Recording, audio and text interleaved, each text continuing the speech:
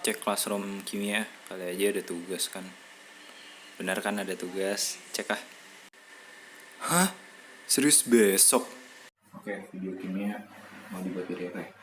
Pertama itu kumpulin barangnya, bikin skripnya, lalu lanjut. Gimana ya?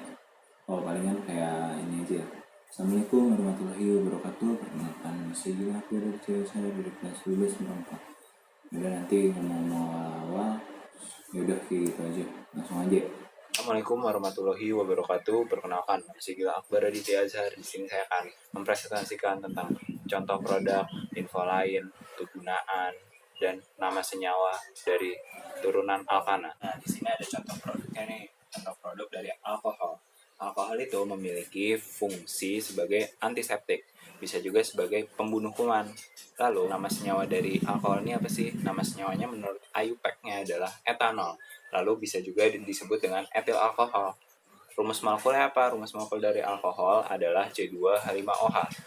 Nah, terus fungsi lain dari alkohol apa? Fungsi lain dari alkohol itu sendiri adalah bisa sebagai bahan bakar, misalkan spiritus, campuran etanol dengan metanol. Lalu selanjutnya bisa sebagai pelarut. Pelarut apa? Pelarut kosmetik, misalkan nail polish remover atau pembersih kuku, peluntur cat kuku. Lalu selanjutnya info lain dari alkohol ini berdasarkan jenis alkohol itu terbagi menjadi dua, yaitu berdasarkan tata letak dan jumlah. Nah, tata letak ini terbagi jadi tiga lagi. Nah, ada primer, sekunder, dan tersier. Lalu berdasarkan jumlah ada tiga juga, monovalen, divalen, dan polivalen. Lalu info lain selanjutnya adalah berdasarkan sifat fisiknya. Alkohol ini nggak berwarna, terus memiliki bau yang khas, tentunya cairannya jernih. Lalu berdasarkan sifat kimianya dari alkohol ini, jika dicampurkan dengan logam reaktif, misalkan natrium, itu akan menghasilkan gas hidrogen. Kalau berdasarkan sifat kimia lainnya, jika alkohol ini dicampurkan dengan HCl atau asam klorida, itu akan menghasilkan alkyl klorida dengan catatan penambahan katalis seng klorida. Lalu info lain dari ini apa? Info lainnya itu jika dilarutin dalam air akan mengalami penyusutan volume. Lalu selanjutnya contoh produk yang kedua yaitu asam karboksilat atau asam cuka. Nah, di sini cuka ini berfungsi untuk penambah dari sebuah makanan, penambah cita rasa dari sebuah makanan. Misalkan kurang asam dari makanan tersebut, bisa tambahkan cuka. Nah, di sini nama senyawanya adalah berdasarkan trivialnya adalah asam asetat dan berdasarkan IUPAC-nya adalah asam etanol dan memiliki rumus molekul adalah CH3COOH. Nah, di sini info lain dari asam asetat ini, salah satunya itu dapat digunakan sebagai bahan pembuatan lem dan plastik. Nah, anhidrida dari senyawa asam asetat ini juga bisa digunakan sebagai sutra tiruan, ya. Nah, terus info lainnya, misalkan sifat fisiknya, dia bersifat polar, berarti artinya mudah larut dalam air. Nah, terus memiliki bau yang menyengat. Iya, cuka kebanyakan memang menyengat, hampir semuanya malah. Nah, terus lebihannya itu dari si asam asetat ini atau sifat fisiknya itu dapat membentuk ikatan hidrogen yang cukup kuat sehingga memiliki titik didih dan titik leleh yang cukup relatif tinggi. Nah, dibanding dengan alkana dengan jumlah atom karbon yang sama.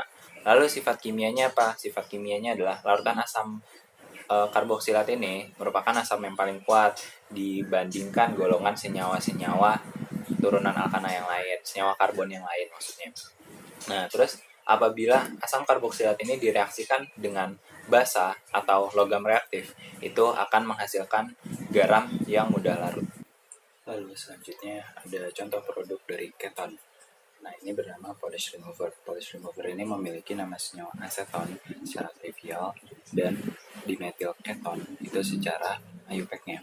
Lalu rumus molekul dari keton ini atau aseton ini adalah C3H6O. Fungsi dari polish remover ini atau fungsi dari aseton ini itu sebagai pembersih cat kuku, bisa juga sebagai pembersih jendela, bisa juga sebagai pengencer tipak.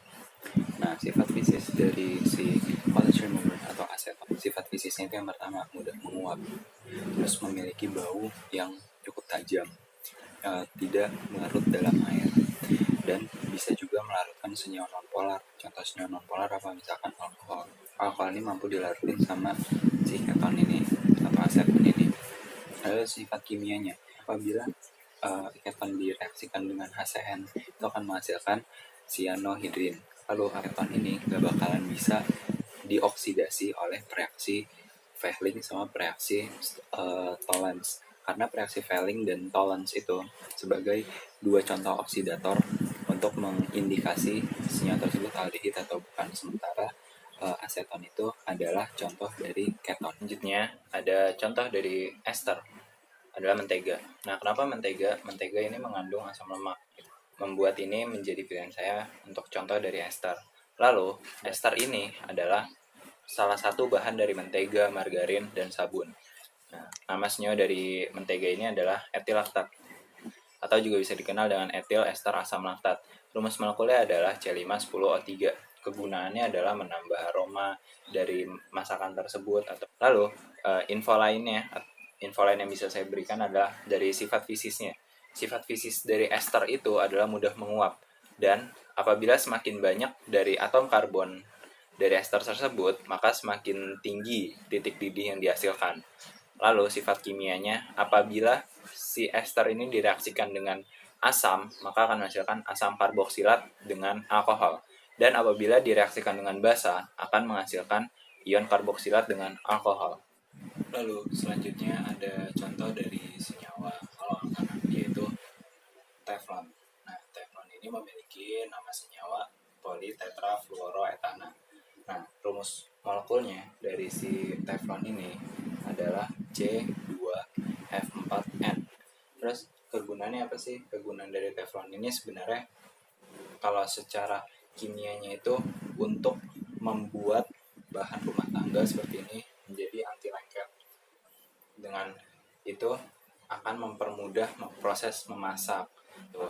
Terus info lainnya apa? Nah, si politetrafluoroetana ini nggak mudah reaktif. Terus titik lelehnya itu antara 260 derajat dan 327 derajat Celcius. Nah, tergantung polimernya tapi. Terus nih sifatnya itu non-polar.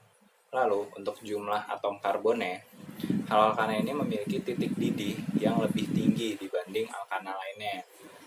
Jadi sifat fisisnya itu dia nggak berwarna dan tidak berbau.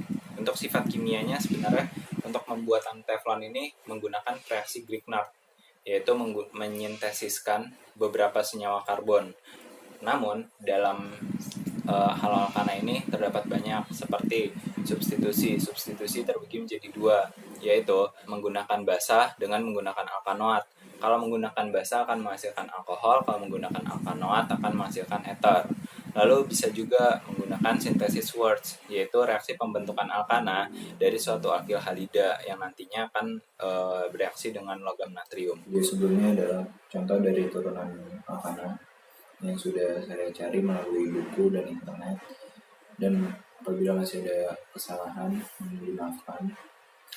Assalamualaikum warahmatullahi wabarakatuh. Selamat pagi, selamat siang, selamat malam.